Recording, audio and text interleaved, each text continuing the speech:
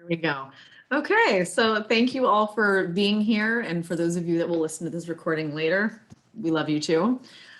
So Melissa and I are putting on this workshop tonight with the goal of connecting the body and mind and giving you guys tools to take home to keep both of them healthy. So just really quick, let me share my screen. Sorry, I meant to do that. There we go. Okay. So I'm Carrie Wojo. I'm a clinical nutritionist. I am state licensed. I've been in business 9 years. I'm trained in clinical and subclinical methodologies, and I specialize in lots of things. But the main things I work with are adrenal fatigue, blood sugar issues, liver issues, digestion and metabolism issues. So that's just really quick about me. I have a huge belief, and that's why Melissa and I have such good synergy, is that the body affects the mind and vice versa. So I'll be talking a little bit later, but let me introduce, oh, where am I? It's not working, hold on. We're just gonna look at There we Carrie's go. beautiful face for an hour while we talk. Oh no, here we go. We were having some technical difficulties earlier creating a co-host. So we're gonna have Carrie at the wheel, and I'll hopefully help her remember when to change slides and things like that. So bear with us a little bit. You know, technology is our friend, but also can be our enemy when it doesn't work the way we want it to. I'm Melissa. I'm a licensed clinical social worker. I'm in private practice since 2012. My main specialty, I've been in the grief world for almost 20 years now. And I found in my work that there's grief in all life transitions. So in my practice, I see a lot of grief and trauma, but also all life transitions: divorce, empty nest, menopause, weddings, babies, you name it. Even the good transitions involve some grief because change is hard. And we're going to talk about the changes and grief today that we've all experienced as well. And then my other main focus is self-esteem and helping people reduce their negative thoughts and self-judgment and improve their thinking so they kind of get out of their own way and have their most successful life full of peace, love, and joy, which sounds amazing, right? And so those things go with such synergy, as Carrie said beautifully, with nutrition, because they often are affected by each other. And I just want you to know I'm real. I talk the same way at home as I do in the grocery store, as I do in my sessions, as I will today. And so I'm going to tell you a little bit about my story too, if you want to go to the next slide. Mental health and physical health, they go hand in hand, which is we're going to kind of hit home with you today. And I am not just somebody who teaches it, I've lived it. And I try to do that with all aspects of growing and healing, including mental health. I wouldn't be very good at my job if I didn't seek healing in my own mental health as well, but physical as well. And this is actually a BNI meeting. I know we have quite a few BNI members listening in, probably 2.5, 3 years ago now. And this picture on the right is from the pandemic. As most of us did, I did some spring cleaning. I didn't even have to hire Susan, the organizing maven, to help me. And I found this old softball jersey from junior high, and I decided to try it on, and it fit. And that was my surprised happy face, because I've been on a health journey off and on my whole life. But what was different this time is I've let go of the diet culture and really focused on what feels right and mindfulness, which we're going to talk about today. So if you go to the next slide, the proof that they go hand in hand. I mean, Carrie said it, I said it, that should be proof enough, right? But if you think about it, every medical or wellness professional you've ever seen, doctors, acupuncturists, therapists, mental health, even when you go get a massage, they ask you, are you sleeping? Are you eating? How's your stress level? Are you depressed, anxious? Do you drink enough water? Do you exercise? And the reason is because one affects the other.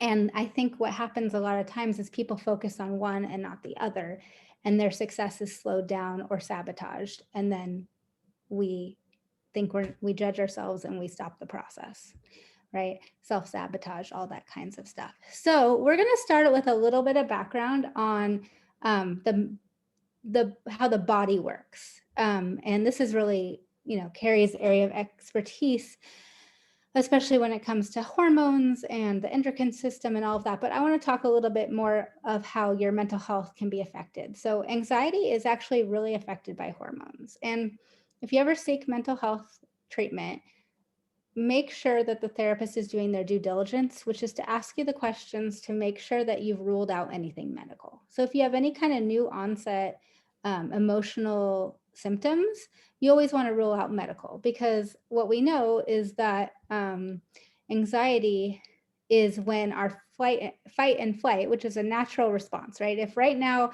there was a wild animal standing in front of you, you would want your fight or flight response. You would want to feel fear, right? Because it would get all the right hormones and chemicals going and the adrenaline so that you could do what you needed to do to survive.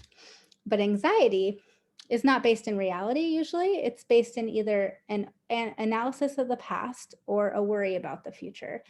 And this is how it becomes a problem. And it tends to be more chronic, right? And that's where the danger can happen, because it has physiological effects on our body. So it's not only harming us mentally, it's harming us physically sometimes too. So not every symptom of anxiety is caused by the endocrine system, obviously, but a lot of times it can be. So we're going to talk about how nutrition can play a role. So Carrie or somebody like her can help you control that component of it. And then if there's still those moments of anxiety and things, somebody like me can help you do that. And if you're doing both, you're going to be golden, right? So I didn't read every word, but I think you got the gist of how anxiety works with hormones. And also that I stole that. I didn't steal it. I gave them credit at the bottom, but it's the Calm Clinic.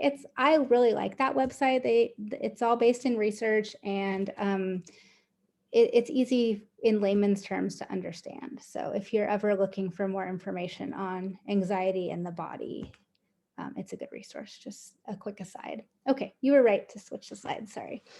So my area of expertise is even more in the limbic system, right? Which is when working properly, what saves us from that wild animal. It stimulates our nervous system, specifically our vagus nerve, which is spelled different than the fun Vegas, where we don't pay attention to our nutrition or sometimes our mental health. But sometimes it gets triggered and then it doesn't go back to the status we want it to be in. But when it's working appropriately, it teaches us fight or flight, and the healthy kind of emotions with that. But what can happen sometimes when our nutrition's out of whack, or we're experiencing things like depression or anxiety, it could get a little out of whack and overstimulated. So a lot of the techniques you might learn for treating things like anxiety, tapping exercises or breathing exercises, actually stimulate and control and slow down how the vagus nerve is working to tell your limbic system it's okay. So suggestions for if you are having chemical imbalances or hormone imbalances that can help with the more mental health side effects is treatments that we use the same for depression, anxiety, and pain. So the good news is if you're seeing somebody like me, the treatment's going to be the same no matter what the cause, right? We're going to make the anxiety better or the depression better, and then worry about what was causing it, whether it was nutritional, medical, or our thought processes. Therapy, medications, meditation, all those kinds of things. Exercising, it's been proven that 4 times per week, at least, if not more, of just mild to moderate, even you don't have to be doing CrossFit, can really improve your endocrine system and your limbic system. Omega-3s, and Carrie, I'll talk more about things like this, I'm sure, but I just would be remiss not to add it in there. And of course, we're going to talk later about kind of correcting those distorted thinking that classify something as an anxiety versus a more inherent fear based on like a wild animal standing in front of you. Okay, so now I'd like to turn it over to Carrie so that she can kind of go into a little bit more detail on how those hormones and those systems in our body are correlated with what we put in it and what we're putting out. So I love what you said about, oh gosh, now I'm blanking on what it was. Oh, when you've got the limbic system and that stimulates fight or flight, the adrenals are that fight or flight. That's where the cortisol and adrenaline come from. So people that say they're running on adrenaline because something stressful just happened or they're coming down from that adrenaline, that's the chemical that's made to help your body deal with the stressor. Cortisol is always thought of as the fat hormone, but it's actually not. The problem, like Melissa was saying, is that when we're too stressed for too long, or we're too anxious for too long, or we have these thoughts in our head, or actual external stressors, we make too much cortisol and too much adrenaline day after day after day after day, and our adrenals get depleted. Our adrenal glands are these teeny tiny little undervalued, underappreciated glands that sit on top of our kidneys in our low back, and they make adrenaline, cortisol, ladies, progesterone and estrogen. They make norepinephrine, and norepinephrine is a stress hormone, but epinephrine is the hormone that helps us not negatively react to food. So if you or your kids need EpiPens for any reason, it's because your adrenal glands are depleted and they're not making their own. So I always tell people when they have supposed food sensitivities, one, is it your digestion? If not, then maybe it's a food sensitivity caused by years and years of stress and bad sleep and too much sugar and all of that. And we'll get into that. So adrenaline is the short-term stress hormone. Cortisol is the one that stays with us longer. So I'm not going to talk a lot about blood type, but there is science that shows that different blood types hold on to cortisol longer or for shorter periods of time. So it's kind of helpful to know what your blood type is and how that kind of determines physiologically, like how much cortisol you make and how long it stays with you during stress. So having adrenals that aren't functioning well can affect a lot of things. So we'll talk about foods in a second that can really support them, but I want you guys to really, really understand.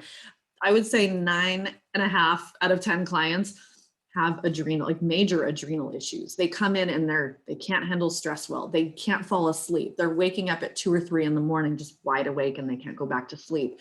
Their menstrual cycle is out of whack. They wake up tired. They're tired all day long. They get a second wind at 9 o'clock. I call that wired and tired. And it's just their adrenals making cortisol at the wrong time of day. It's not making it during the day. It's making it at night. So the foods that feed the adrenals, you need B vitamins, all the minerals. There's 84 trace minerals that you need, and vitamin C. So on the top there, you'll see nutritional yeast. It's this flaky fish food looking stuff.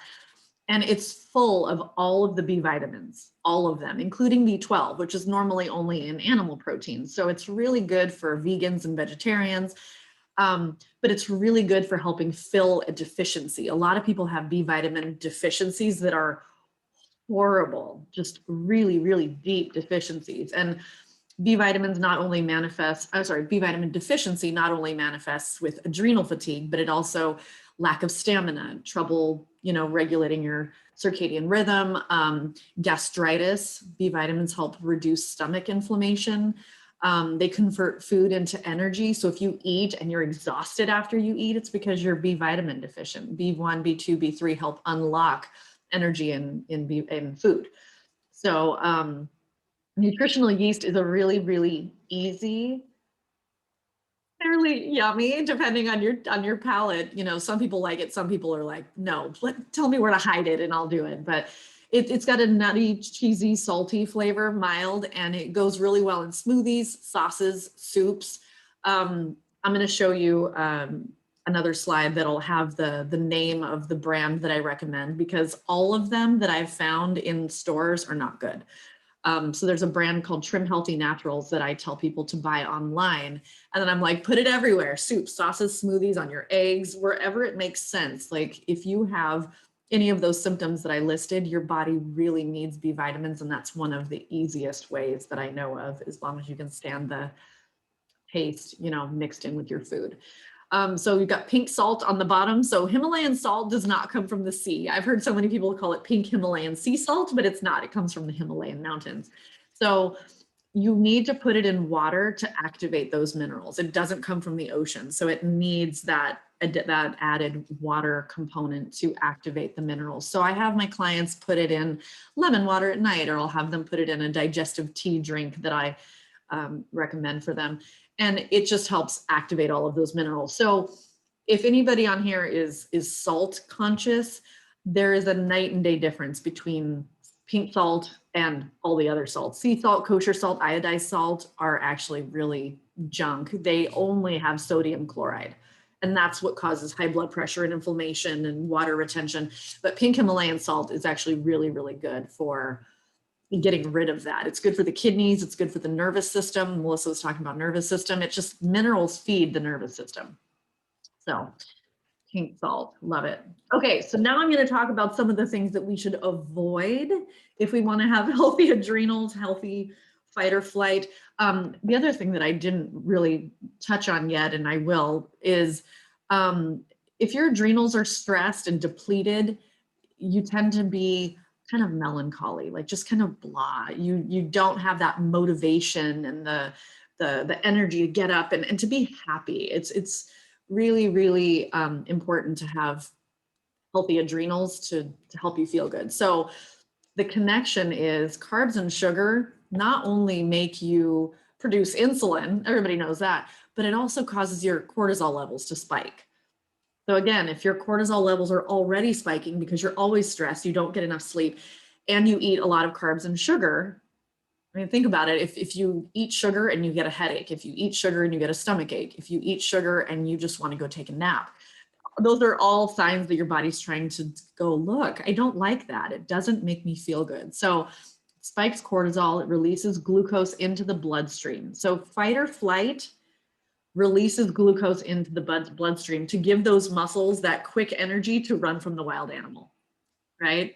Whatever that looks like in your life. If it's a boss that gets on your nerves, or your kids that are constantly screaming at you, like your body's like, okay, here's the, so if you're always eating carbs and sugar, you always have glucose in your bloodstream. And so your body's like, cool, I have all the energy I need. I don't need to pull from those fat stores to give you energy. And so the fat stays where it is. And that's why lower carb diets are a good idea. I don't recommend keto for a variety of reasons that I'll probably talk about in a little bit, but it's really important to understand that fat burning will be difficult if you eat a lot of carbs and sugar. Calories burn slower, and it spikes aromatase. So aromatase is an enzyme that your body makes when you're stressed, and it takes cortisol and it converts it into estrogen. So men especially, you don't want your cortisol converting into estrogen. That's when you get man boobs, right? You don't want that. A lot of men, especially in like their 50s and 60s, they start to, they slow down, they don't exercise, they're stressed, they're eating a lot of sugar, and they just start to grow in areas they don't want to grow. Carbs and sugar, they all break down into glucose, and it feeds yeast. So if you've ever heard of candida, it feeds the yeast, and it can cause malabsorption in the gut. It can cause gout, arthritis, just inflammation in the body. And it can also make your cortisol spike and you wake up in the middle of the night. And then it also causes blood acidity. So it throws off your pH balance, and the body's always trying to find homeostasis, right? Homeostasis is balance. So if you're eating a lot of carbs and sugar and not any veggies and all of that, it just causes an imbalance, and it can pull minerals to try to balance that, and you can end up calcium deficient. So carbs and sugar, I had a client once say, sugar is enemy number one. And, I hate to be extreme with my clients and anybody, because I get it. Like, sweet things taste good, but understanding, your threshold and what you need to be balanced is important. All right. So this is a really cool visual. A lot of people, I ask them if they drink water, and they go, well, kind of. I drink lots of fluids throughout the day. And I go, okay, well, some of these things have water in them, some of them don't. But let's look at the sugar content. And on the very bottom, Odwalla berries Gomega juice, 47 grams of sugar. So 4 grams of sugar is 1 teaspoon. So imagine putting 12 teaspoons of sugar in your mouth rather than drinking that juice. It's a lot of sugar. right? So when people are drinking juice and, oh, but it's got spinach in it, it's like, yeah, but it's got like 17 juices, right? It's a lot of sugar. And so Ruby's milkshake, 22 teaspoons of sugar. Arizona iced tea has 49 grams of sugar. So that's what, about 12 grams of sugar. So it's just see, it's amazing how much sugar sneaks into our diet, you know, without us even thinking about it. And again, think about when you eat or drink, do you get brain fog? Do you get tired? Do you get an upset stomach? Think a little more, get a little more in tune with how you feel when you eat. It can be really helpful. Okay, so alcohol. So in the last year, I have heard so much from people that their alcohol intake has gone up significantly in the last year, right? Because of COVID, and there was nothing to do, and people are stressed and they're home with their significant other or their kids, and they're doing it because they're going to go crazy and they need something to calm down at the end of the day. And I will admit, last summer, I had a lot more alcohol than I ever do. Alcohol doesn't like me, but I didn't care. I was stressed out, and you know, we all make our choices and suffer the consequences. But alcohol is interesting because everybody thinks, yeah, it's not good for the liver, but whatever. But the other thing is if given the choice between food and alcohol, the body will use alcohol as energy first. So usually when we're drinking, we're also eating fries or nachos or peanuts or whatever we're deciding to eat along with it. And so that's why they call it a beer belly. It's not actually the beer being turned into fat, it's everything else. There's calories in beer, but the body prefers alcohol as it is an easier, quicker source of energy. Everything else gets stored as fat. And it's really easy to overdo it in calories when you're drinking and not thinking about it and all of that. So alcohol inhibits liver detoxing. So the liver is the filter. And I always tell people, imagine if you never got an oil change on your car. Your car would not run well, even if you got a transmission flush, even if you kept your radiator fluid topped off, even if you change your tires and all of that. If you don't get an oil change, your car is not going to run well. And so again, I would say 100% of my clients have liver issues and don't even know it. It either doesn't show up on blood work, or it's just not, doesn't seem like that big of a deal on blood work. But nausea, bloating, constipation, burping, unexplained pain, trouble sleeping, migraines, all of that is a symptom of the liver just going, please help me, give me something. I need to be cleaned out. Anything that you take into your mouth goes through the liver. So if you're eating a lot of food coloring, a lot of high fructose corn syrup, a lot of, soybean oil, and just different chemicals and fillers and just all kinds of crap that we eat, it puts a really big burden on the liver. And the other thing is we take a lot of medications, aspirin, ibuprofen, Tylenol, all of those things. If you look at the label, say, don't take it if you have liver issues, because it's going to make it worse, which means it's going to have an effect on your liver, even if you don't have liver issues that you're aware of. So excess hormones are also disposed of by the liver. They're sent to the liver when your body's done with that batch of hormones, and the liver's supposed to get rid of it. The liver makes bile, and bile is what's dumped into the large intestine to give you that urge to have a bowel movement. So if you don't have that urge regularly, or if your stools are light colored, there's all kinds of things that can indicate that your bile is not healthy and that your liver is not being able to do what it's supposed to do. So a lot of women, I would say some men, but a lot of women have trouble losing weight in their midsection, because when the liver's not healthy, we have estrogen receptors in our stomachs, and the body's like, or the liver's like, I don't have time to deal with this, get in line, go hang out in the estrogen receptors in the stomach. And so that stomach is the path of least resistance for the body, because there's a little camp already set up for estrogen to hang out. Melissa, can you check the chat? I don't want to, somebody just commented something. Whoops. Yeah, it's fine. Go ahead. Okay. We're at 7:33, just to let you know. Okay, perfect. Thank you. So B vitamins get depleted by alcohol consumption. So when people wake up feeling depressed after drinking, that's why, because their body dumped a bunch of B vitamins. So you can add a bunch of nutritional yeast into your smoothie and that kind of balances you out. So it helps the body make serotonin and dopamine. So people that are anxious, depressed, just kind of that low melancholy, B vitamins are huge for that. The liver helps make melatonin, and it also helps make melanin, which is our skin pigment. So I've had clients, like 74-year-old client, get rid of liver spots on her hands, and they're called liver spots because the liver makes melanin. So if you clean out the liver spots go away. It's awesome. All right, moving on. So the liver and alcohol can negatively affect sleep. So really quick, I just want to talk about what the body does while we sleep and why it's so important. So the liver wants to detox about 9 o'clock every night. So people should not eat late, like past 7:30. That's kind of the latest, because otherwise it just puts a wrench in the works. The body's like, hello, I'm trying to work here, trying to detox my liver, and you're throwing food at it. And oftentimes it's really heavy, fatty, protein rich food at night. And the body's just like, please don't do that. So the other thing that the body wants to do while it sleeps is rebuild the adrenals. So if you don't sleep well or enough, those two things can't happen. And those two things are huge. And it can affect our mood and our cravings and our digestion and energy and brain fog and all of that. So yeah, sleep is really, really, really important. So stress handling, cortisol levels go up, weight loss can be difficult. Whenever people want to lose weight, I tell them, we got to get your liver happy, your adrenals happy, we got to get you sleeping, because otherwise you're just not, flushing your body and getting all the toxins out.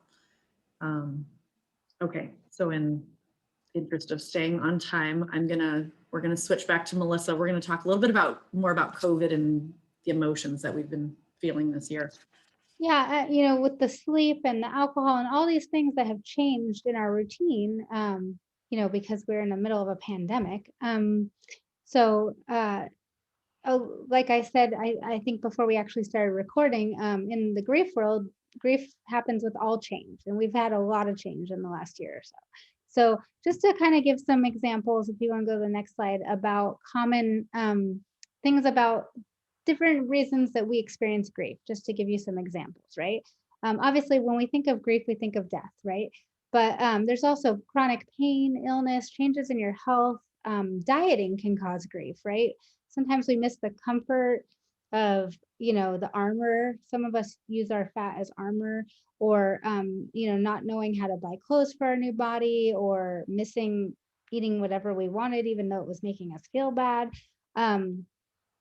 Aging, obviously things like divorce, retirement, great things like you're buying your dream home or a new career, and of course this worldwide pandemic that we're all experiencing causes a lot of grief, a lot of changes, a lot of things missed, right? And we cope by doing things that feel good in the moment, right? If know that it's going to hurt to put your hand in the fire, your instinct is to not put your hand in the fire, right? But sometimes the fire is a temporary one step to get to safety on the other side, right? And that's how change works, is that change is uncomfortable. So like, let's say you're in a toxic marriage, and I hope that's not true for anybody on this call, but someone might be in a toxic marriage, and their discomfort is on a daily basis of 5 out of 10. Well, divorce is miserable, right? And it comes with a lot of grief. So it's going to take them to be maybe a 9 out of 10. And so they stay in the toxic marriage. But the divorce process is temporary, right? And so they're a 9 out of 10 for a short amount of time to hopefully get to a 1 out of 10. And that's how learning about your nutrition and changing habits works the same way. Any kind of change, right? It's going to be uncomfortable, but the goal is it's going to be uncomfortable for a short amount of time, and maybe less uncomfortable than you anticipate for a shorter amount of time if you have the right tools and support system in place, so that you can have a better, more comfortable life on the other end of that change, right? So if you want to go to the next slide, this is a famous quote by yours truly. I probably have said it to every client at least once, and probably some friends and family. When grieving, treat your body like it has the flu. And the reason they say this is because it takes a lot of emotional energy to grieve. You can feel every emotion on the planet while grieving. Like it's really hard to feel peace and anxiety at the same time, probably impossible, but you can feel peace and grief at the same time. So it's just one example. So all that emotional energy causes a lot of physical energy. So when we have the flu, what do? We rest, we are kind to ourselves. You don't hear very many people say like, gosh, I only got 1 load instead of 4 loads of laundry done while I had that terrible flu and 103 fever, right? We don't judge ourselves the same way, right? So we treat ourselves nicer, we get more rest. So if you have this in mind during this transition time in this COVID world, as hopefully it's opening back up and you're kind of figuring that out, that's going to be its own grief too. I don't think any of us really anticipated that going back out into some sort of quote unquote normalcy might even be harder than it was to button up, right? But it is, because it's a new unknown and we got a little comfortable in our new lifestyle. So taking care of your physical self, eating right, drinking lots of water, exercise, rest, and then your mental health, treating yourself nice, calming exercises if you need them, talking to your support system. During this time, everybody's world changed. So some people are too alone and they have to go out of their way to find human connection while they were isolating in quarantine. And some people couldn't find any alone time, depending on what your living situation is, right? If you have kids and a spouse, or, you're working from home, all those things. So you had to work to find your alone time. So we have to work a little harder for our self-care these days. And I think everybody listening to this is already doing that, right? Because you're choosing to come to a workshop like this, which this is self-care, learning how to have a better mindset and better nutrition during this difficult time. So you're already on the right path. So congratulations with that. And then I think Carrie's going to chime in here a little bit, going a little deeper on some of these physical self-care that you can do. Yeah. So I kind of want to piggyback on what you were just talking about. When COVID happened, I'm an extrovert. I was like, what? And I hated being at home, and I was lonely. My 17-year-old's here and that's it. And so he was doing his own thing. He actually loved it. But I remember after like a week or two, I was like, this is crazy. I need to make, so I made a to-do list and I stuck it on my wall, and I was like, do this every day, because I'm not a creature of routine. But I was like, I know that I need to do certain things to keep myself as healthy as possible. And one of them was go on a walk, because I was a dancer. I'm a dancer. I couldn't go dancing. And I was like, oh my gosh. And so I just needed to get outside and move and be in the sunshine and read like little quotes and just different things to keep my mental and my physical going. So I think lists like that are awesome. So I constantly quote Melissa on when grieving and stress, treat your body like you have the flu. And it makes so much sense to my clients, and it makes so much sense to me. When we don't feel well, we're not eating a ton of sugar. We're not drinking soda. We're not drinking alcohol, right? We're drinking fluid like water. We're drinking tea. We're drinking, broth. We're, resting a lot. We're taking vitamins. And so I just love that. When you're stressed, your body's using your body's reserves of vitamins, minerals, enzymes to try to help deal with the stress and not get completely out of balance. So when you're going about your daily life, dealing with stress or any kind of emotion, you need to do the basics. And there's no substitute for these basics. So veggies, cooked or raw, I don't care, but you need to do veggies every day. A lot of my clients will say, I'm not losing weight. And I'm like, you're eating a lot of protein, but you're not eating any veggies. You're acidic. You're not, veggies are very alkalizing. So you have to get those in. Water, and it needs to be spring water. Some people would disagree with me, but I have found people feel more hydrated when they drink spring water, and they have less digestive issues and inflammation when they drink spring water. It's really easy to find, and I get mine at Sprouts. It's the cheapest I've found, and it doesn't have to be crazy expensive. Don't get Fiji unless you like it, but spring water is so important to the body. I mean, your body is 70 to 90%. I don't think anybody can really agree, but somewhere it's a majority of your body is made of water. So you need to make sure you're getting enough and the right kind. Protein, pick the ones that you like and that like you back. Some people can't handle beef. Some people hate fish. I can't eat chicken, beef, or pork. I stick with fish. And, so whatever works for you, but you've got to get protein in it every meal. It helps your blood sugar. It helps your muscles. And it's also a carrier of all the nutrients. So when food breaks down into its most basic parts in your stomach, protein is what carries it to all the different parts of your body. So it gets it there. So good fats in moderation, not keto. And the reason I'm not a fan of keto is because most people's livers are not ready for keto. It's a lot of fat. And if the liver can't handle it, your cholesterol goes up, you get bloated, you get constipated, you get fatty liver, and I'm just not a fan. But good fats, avocados, nuts, almond butter, eggs, if you can handle eggs. There's lots of good ways. And just figure out, I'm going to talk about this in a minute, but find out what your threshold is for how much protein you should be eating at every meal and all of that. And exercise, even if it's just, even if it's just walking. I'm not I kind of hate exercise. I just started with a trainer, but even if it's just walking, if you don't love working out, don't worry about it. Just get some movement, do something to get your cardiovascular system supported. And it's also really good for your mental health. Sleep. Sleeping from 2 a.m. to 10 a.m. is not the same as getting good, regular time of day sleep. I'm sure you've done this before, maybe in your 20s, where you stay up way too late and then you sleep all day, you wake up and you don't feel your best, right? So you got to get to bed at a somewhat reasonable hour. And I'm kind of a night owl, so it's hard for me too, but I notice the difference. So treat your body like it has the flu, take care of it. Okay, so some easy tips. Drink 8 to 16 ounces of water when you wake up. And the reason I say this is because a lot of people have trouble drinking water. And I used to, so I get it. But again, there's no substitute for it. So put it on your nightstand. When you wake up, just drink a bunch of water. And then go have your breakfast. And then in between, drink a bunch of water. And just keep it top of mind. Drink a smoothie several times a week. Go see Andre. I'm also going to share a smoothie recipe with you guys in a second, so you can screenshot it and save it if you want. But it's a good way to pack a nutritional punch. When people have deficiencies, you can only eat so much food, right? And so I tell people smoothies are a really good way to do that. You can use water, you can use milk, you can use almond milk, whatever you want as your base, except soy milk, don't do that. But it's a really nice and kind of fun way to pack a punch. 1 veggie per meal.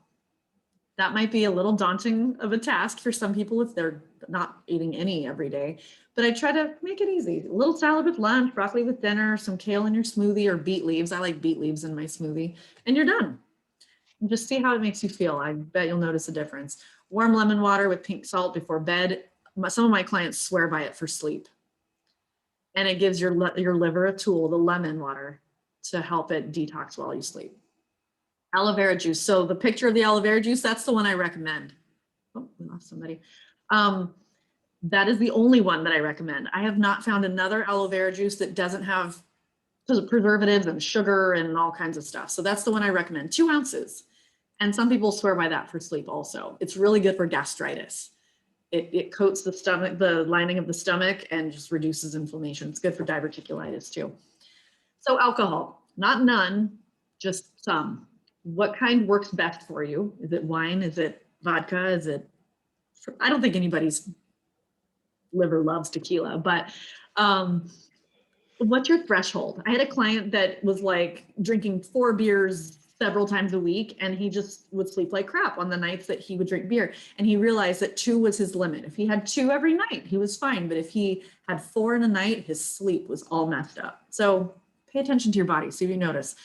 And then spring cleaning. So it's spring and then summer's coming, and in Southern California especially, we want to be bathing suit ready and shorts ready, and we want to feel good in our bodies. So I love cleanses, and I recommend them, once a year, maybe in the beginning, twice a year if your body's really kind of toxic or burdened.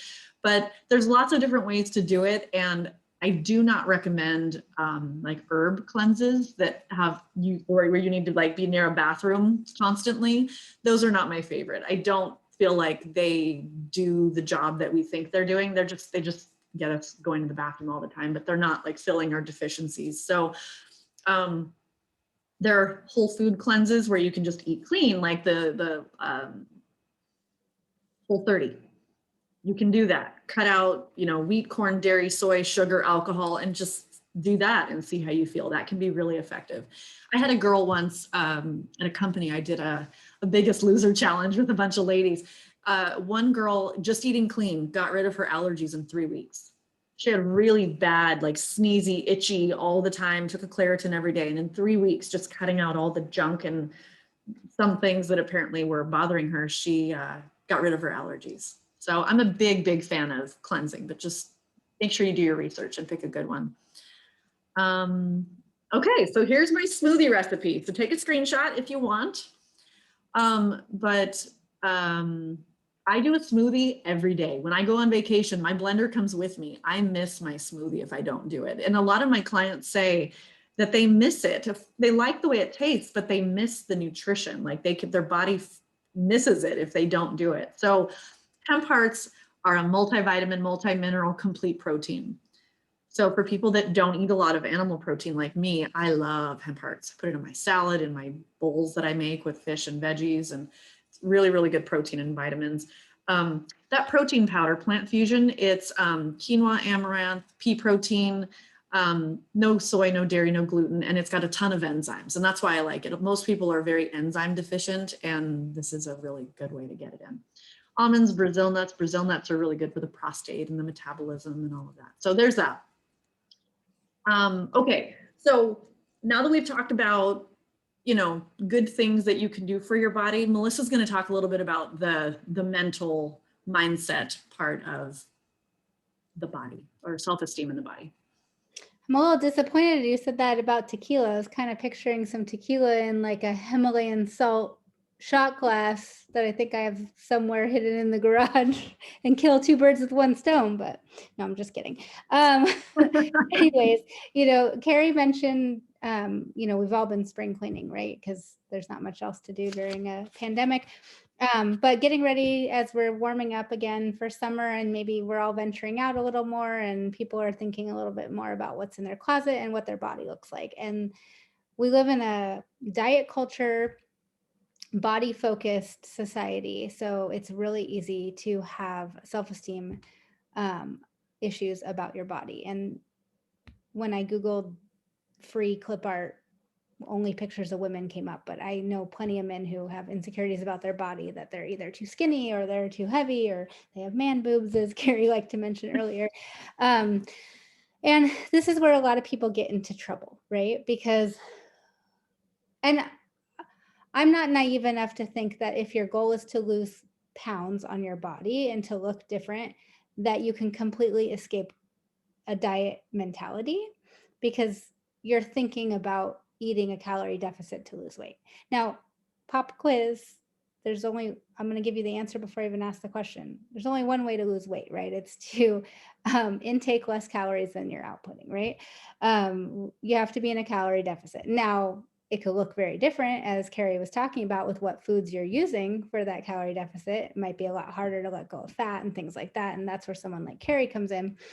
But if you're focused on that, it's hard to completely let go of the diet culture, which messes with our head, right? But when your main motivation is to feel better, is to, before we started recording, we asked some of the participants their goals, and someone mentioned being at their children's wedding. I mean, that is motivating, right? That's positive self-talk right there. So focusing on the more positive, tangible ideas that you can picture, like dancing with your daughter at her wedding 20 years from now, sleeping better, having cleaner skin, having more energy during the day, being able to chase your kids around without getting winded. These are things that are are not going to involve self-judgment, right? Whereas nobody knows what their perfect body looks like, right? Or we're never going to look like the Photoshop people in the magazines and on TV, right? And that's where it can mess with our head. So having goals, having intentions that are attainable and that are not so specific. So when we think about the future, if we give it too much detail, then it becomes an expectation, and then we feel flawed and judge ourselves if we don't meet that expectation. But there's so much about life that we can't control. So having an intention, I want to feel this way.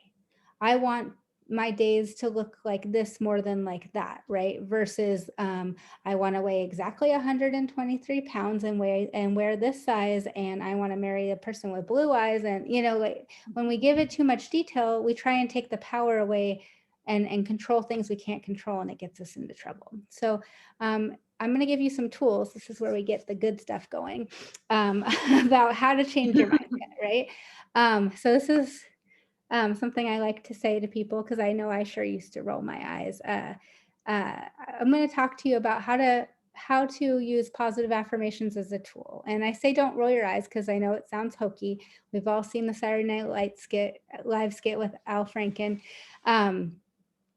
It sounds new agey, and you might roll your eyes at the beginning when you try it. Especially if you try it in the mirror, you might groan, you might cry, you might laugh, because it's uncomfortable. But the reason we know it works is because we tell ourselves negative affirmations all day, every day. I just looked at myself and I noticed that I'm sitting in a different spot and my green screen isn't working great. So I'm sorry if I keep disappearing. Sorry, got distracted. See, I got distracted by myself.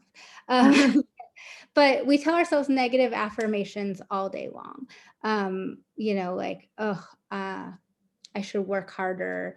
I'm lazy. I'm never going to get to my goals. I'm not a good mom because I yelled at my kids last night. And we start to believe them. So imagine if you told yourself the opposite, the good ones, how powerful that could be, right? So, oh, I think there's animation on this slide. I got fancy. Oh, yes, there is. It is. So you can just leave it like that. So the first one with the line through it is a negative affirmation a lot of us might be telling ourselves. There's no way I'm going to lose weight, right? I've done it a million times. It never works. I tried keto. And by the way, most of the time it doesn't work because you're depriving yourself, right? You're in too much of a calorie deficit some of the time, and your body's like, whoa, I'm starving. And your brain is like, this feels terrible. I'm white knuckling and not getting everything I need, and it's affecting my emotions. And then you cave and you have something, right? Have something that's probably totally understandable on an average day, but instead your body says, oh, thank God we're finally getting fat. We better store it, right?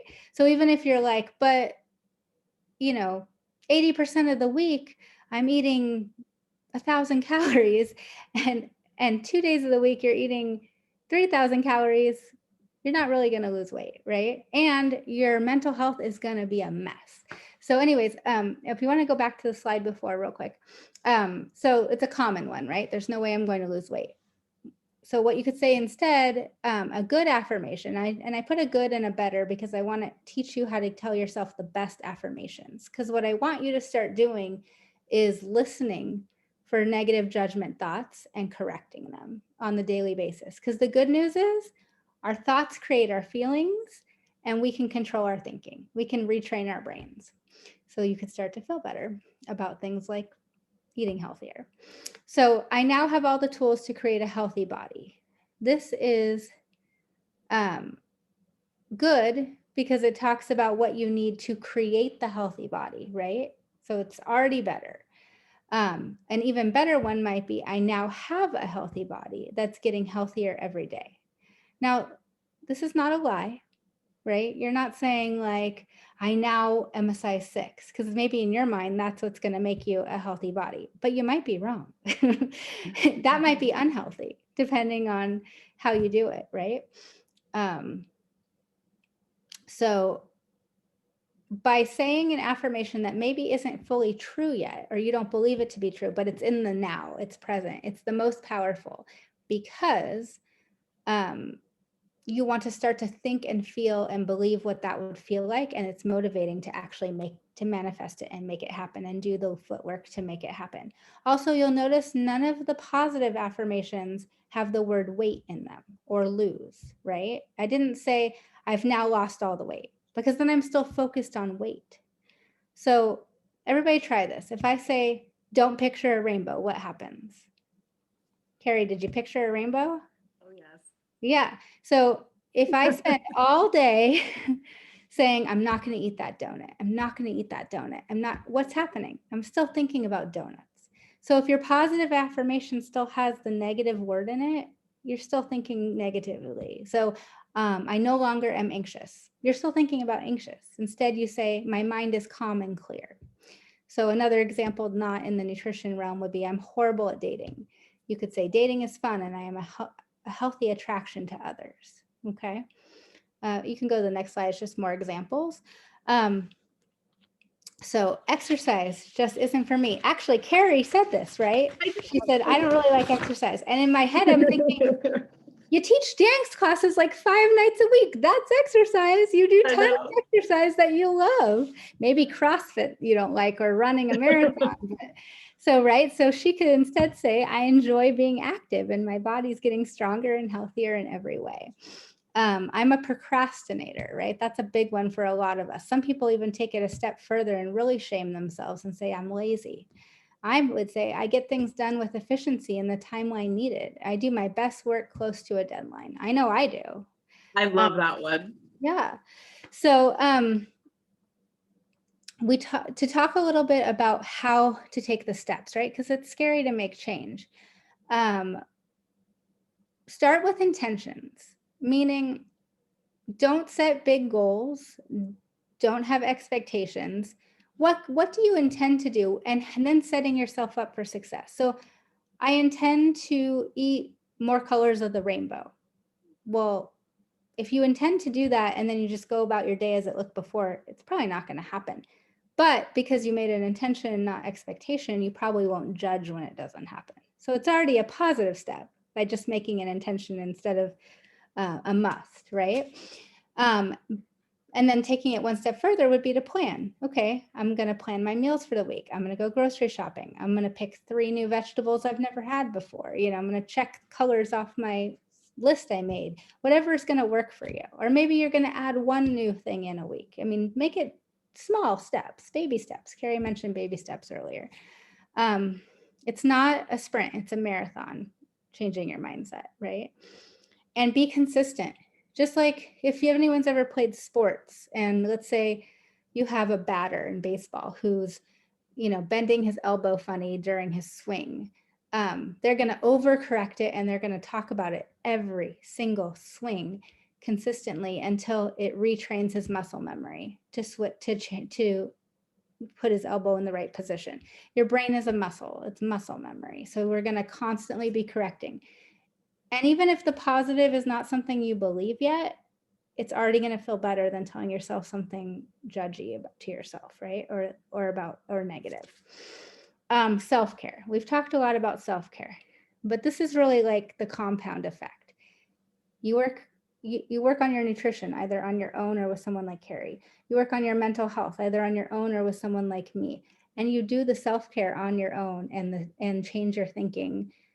That's a trifecta. You're going to have a compound effect of feeling better and better and having a life beyond your wildest dreams. Before you roll your eyes and turn off the Zoom, because I know how hokey that sounds, because I sat on a couch with a therapist who said it to me and I thought it sounded hokey, but then I realized why that phrase exists. Because when we judge ourselves or we don't believe in ourselves, our dreams are limited, right? And the more you improve your mindset, and your nutrition and your medical health and your relationships and all those things, they'll compound on each other, right? The healthier you get, the healthier all your relationships get. Your relationship with food, your relationship with your spouse, whoever.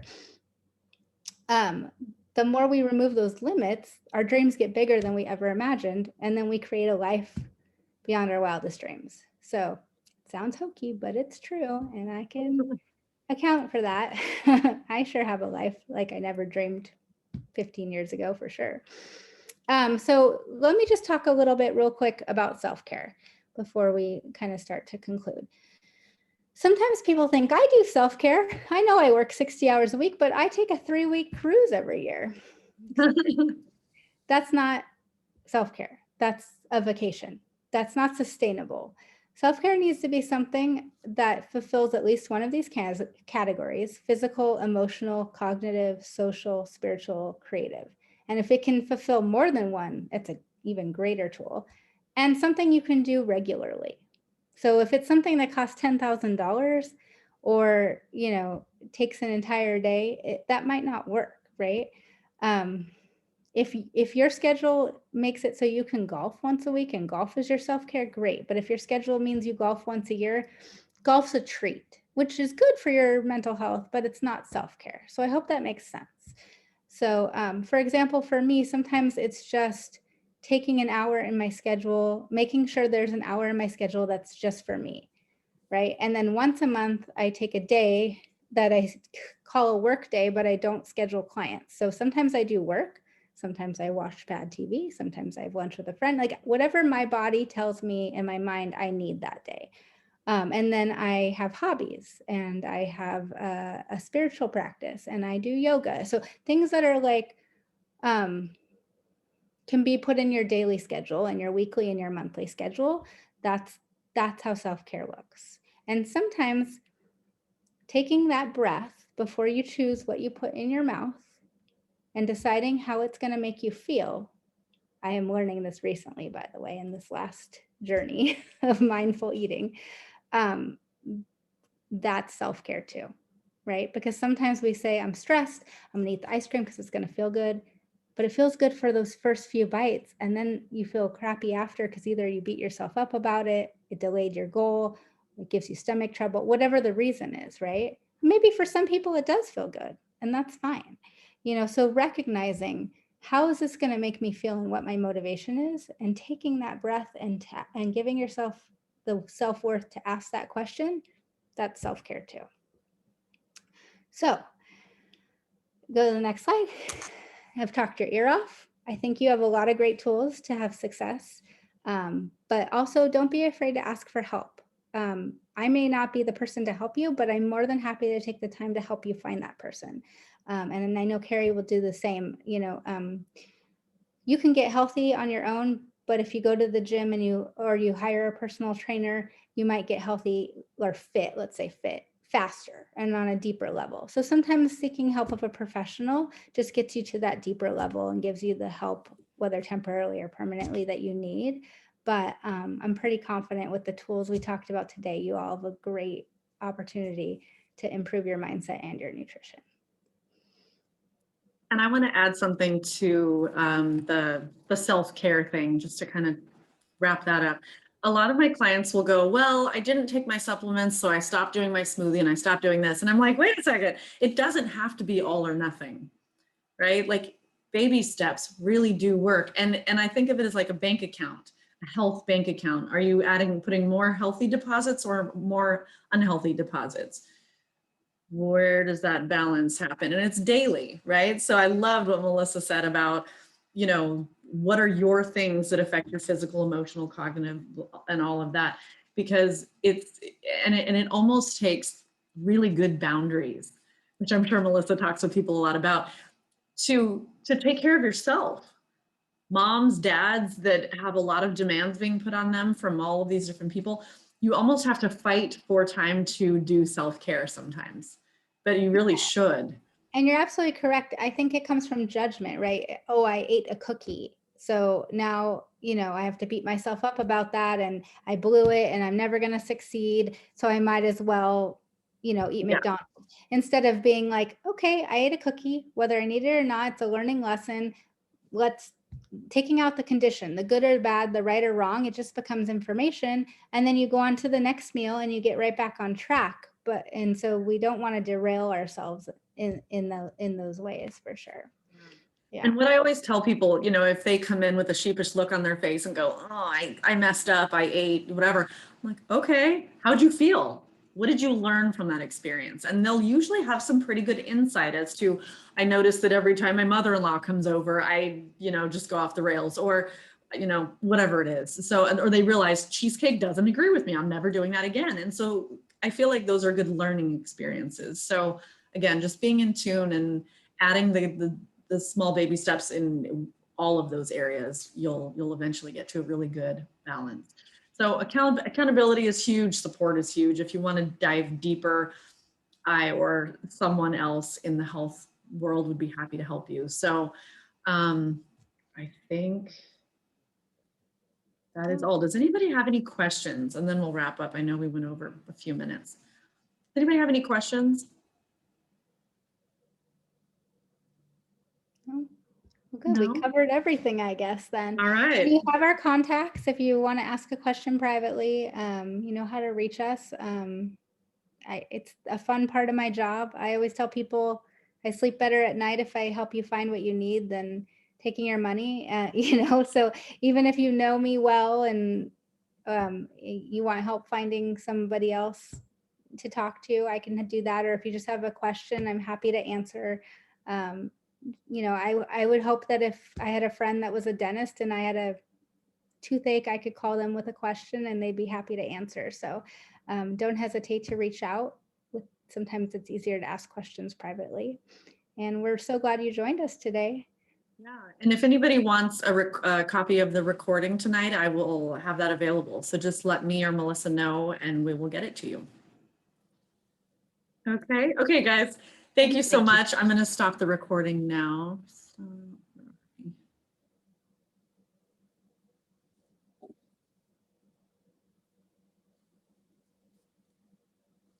What the heck is it?